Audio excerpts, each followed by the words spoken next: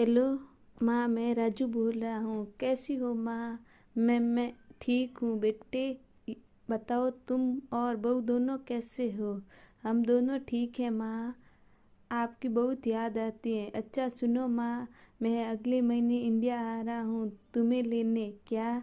हाँ माँ, अब हम सब साथ ही रहेंगे। नीतू कह रही थी माँ जी को अमेरिका ले आओ और अकेली बहुत परेशान हो रही होगी। हेलो, सुन रही हो माँ? हाँ हाँ बेटे। बुढ़ी आंखों से खुशी के आंसू धारा बह निकली। बेटे और बहू का प्यार नस नस में दौड़ने लगा। जीवन के 70 साल गुजर चुकी सावित्री ने जल्दी से अपने पल्लू से आंसू पोंछे और बेटे से बात करने लगी। पूरे 2 साल बाद बेटा घर आ रहा था।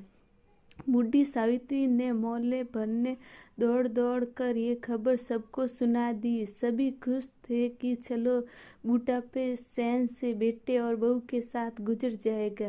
राजू अकेला आया था। उसने कहा कि माँ, हमें जल्दी ही वापस जाना है, इसलिए जो भी रुपया पैसा किसी से लेना है वो लेकर रखो और तभी मैं किसी प्रॉपर्टी डीलर से मकान की बात करता हूँ। मकान? माँ ने पूछा। हाँ माँ, अब ये मकान बेचना पड़ेगा, वरना कौन इसकी देखभाल करेगा? हम सब तो अब अमेरिका में ही रहेंगे। बूढ़ी आंखों ने मकान के कोने कोने को ऐसे निहारा जैसे किसी अबोध बच्चे को सहला रही हो। अनंत पालन और औने पौने दाम में राजू ने मकान बेच दिया। सावित्री देवी ने वो जरूरी सामान समेटा जिससे उनको बहुत ज़्यादा लगाव था। राजू टैक्सी मंगवा चुका था। एयरपोर्ट पहुंच कर राजू ने कहा, माँ तुम यहाँ बैठो, मैं अंदर जाकर सामान की जांच और बोर्डिंग और वीज़ा का काम निपटा लेता हूँ। ठीक है बेटे। सावित्री देवी वहीं पास की बेंच पर बैठ गई। काफी समय बीत चुका था। बाहर बैठी सावित्री देवी बार बार उसे दरवाजे की तरफ देख रही थी जिसमें राजू गया था, लेकिन अभी तक बाहर नहीं आया। शायद अंदर बहुत भीड़ होगी। सोचकर बूढ़ी आंखें फिर से टपक गई लगने लगी। अंधेरा हो चुका था। एयरपोर्ट के बाहर घमघमाई कम हो चुकी थी।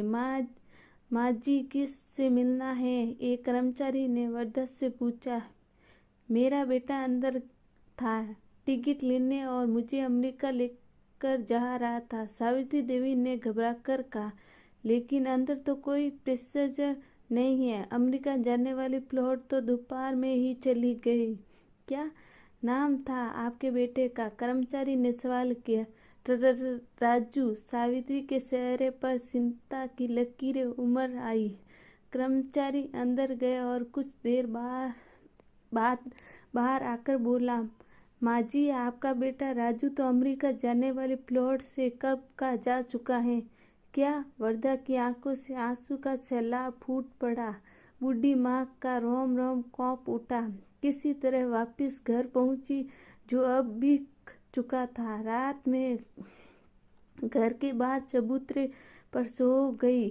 सुबह हुई तो दयालु मकान मालिक ने एक कमरा रहने को दे दिया। पति की पेंशन से घर का किराया और खाने का काम चलने लगा। समय गुजरने लगा। एक दिन मकान मालिक ने वरदा से पूछा, माँ जी, क्यों नहीं आप अपने किसी रिश्तेदार के यहाँ चली जाइए? अब आपकी उम्र भी बहुत हो गई, अकेली कब तक रह पाओगी?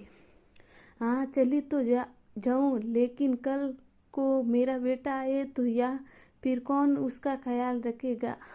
आँख से आंसू आने लग गए। दोस्तों, विनती, माँ बाप का दिल कभी मत दुखाना। शिक्षा, माँ तो माँ होती है।